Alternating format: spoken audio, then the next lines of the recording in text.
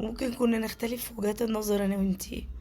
طول عمري بحترمك، وطول عمرك ما بتطلعيش العيبة من بقك. ويوم ما تيجي تطلعي كلام او تغلطي فيا، نختلف مع بعض.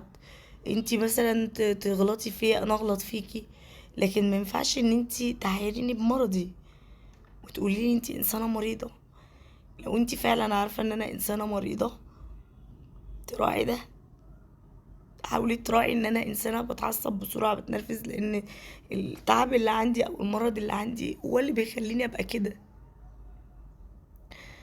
يعلم الله ان انا ما بتعمدش ان انا اكون كده.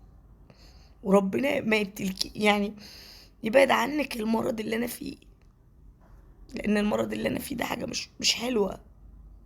فكون ان انتي تعايريني ان انا مريضة، ده اعتبره ايه منك. وانا طول عمري بحترمك جدا، لانك عمرك ما طلعت العيبة من بقك. ليه تيجي النهاردة تعايريني بمرضي؟ ان كنت انا مريضة، فالناس اللي حواليا هم اللي خلوني بقيت مريضة. وان كنت انا باخد علاج، فانا بتعالج من كتر ظلم الناس وتنمرهم عليا طول حياتي، لان انا انسانة طيبة وعفوية جدا. واللي معاكي ممكن يفهموك شخصيتي كويس قوي لو انت مش قادرة تفهمي. لكن تعايريني بمرضي وتقولي لي انت انسانة مريضة،